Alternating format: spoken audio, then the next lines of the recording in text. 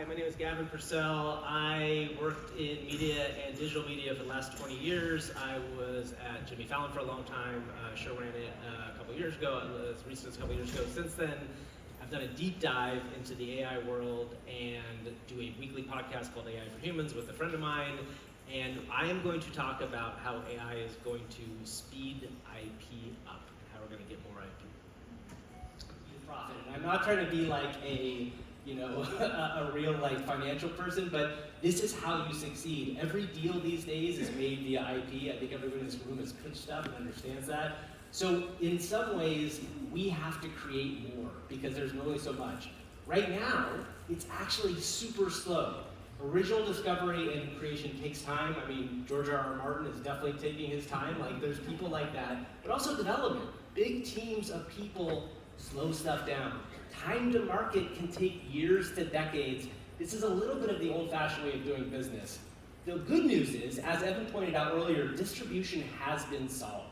And I know many people in this room are like, well, what about television? What about cable? All that stuff. To me, distribution is YouTube, social media. You get right to the audience right away. This is a huge, huge point. It has been solved. All of these people are millions of people, millions of audience. Okay. Skibbity toilet, who knows what this is? Anybody raise their hand? Now, do you know what it is or you just know the phrase? Because as a phrase, this has taken over culturally. This is a single creator, using the Unreal Engine, created a property that went from 0 to a movie deal in a year and a half. So this is a big deal. Okay, how will AI change this? AI is going to change this by supercharging all of it. Right now, AI, as Emily showed, Runway is one of the greatest video tools out there. But what's coming in 2030 is going to blow people away. Cheaper, faster, better. All of it is going to get better, and people are going to know how to use it. Okay, so what is a micro studio? A micro studio is 1 to 5 people who are using AI and AI agents, which I'll get into in a second, to multiply the work that they do on a regular basis. This is a really important thing to me, that the creator is going to be able to make stuff faster and better.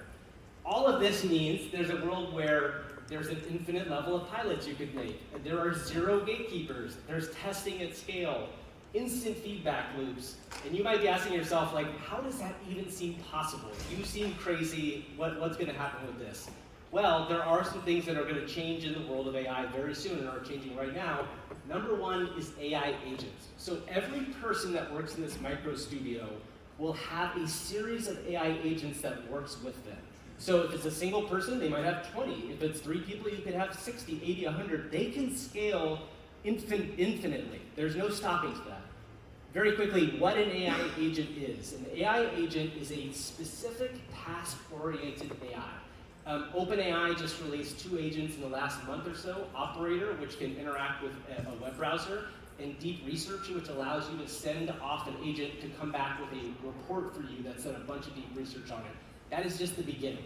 Okay, so what will AI do for us? First of all, they're going to do, like Evan said, they're going to do the stuff that we don't necessarily want to do, or stuff that would be hard to do and they can do it faster.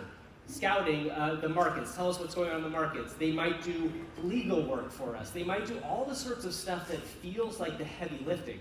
What do we get to do? The fun stuff, right? We get to be the creative people. We get to be the showrunners. We get to do this stuff that we want to do. And we also have the ability to do that deep creative work that will make IP that will resonate with people. So these are the trade-offs we're going to make when we have a micro studio of agents working with humans.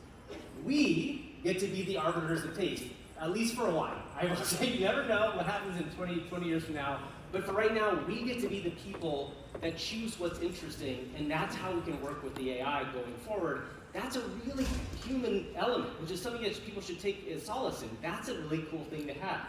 Okay, one of the biggest problems with AI, though, is the idea of AI slop. I don't know how many out here are familiar with the Shrimp Jesus phenomenon on Facebook, but there are millions and millions of views on what's called AI slop. The micro studio humans are the ones who will step outside of that space using AI tools to make stuff faster. What will AI do? It will handle distribution and data. Again, to Evan's presentation he gave just a little while ago, data is the gold mine, and AI is very good, much better than us, at parsing giant amounts of data. So AI will start to learn where stuff fits, What should I make stuff around? What should you focus on? This is one thing that everybody in here needs to understand, is that AI understands our algorithms better than we do. We are loose, weird people. We have some sort of like kind of humanistic tendencies to like say, I think that's right. AI doesn't have those. So they'll help us understand the audience, what it means to kind of help us make better decisions. So what this ultimately means is that AI and humans co-create stuff together. This does not mean that humans don't get to make stuff. This does not mean that AI isn't at all involved in the creation process. There's going to be a mix of stuff, and I think people will get more comfortable with this idea over time, but it is coming. It is coming. So speed to IP will become the new normal. Basically, AI-centric micro studios are going to be able to develop this stuff much faster. New ideas will spread quicker because of distribution, and it's not hard to get stuff out there, and you'll be able to iterate and rapidly develop new ideas and try them out in a much bigger way. So this is where we're going. Okay, final thing, how to get started today. Much like Evan said again, you have to start playing with the tools, but almost the most important thing, I think, is if you work at a large organization or any organization, start what is like an AI strike force. Get like 3 people, send them away for a month, see what they come back with, because that's how you start to understand what's possible. And that's it. Thanks so much, everybody. Thank you.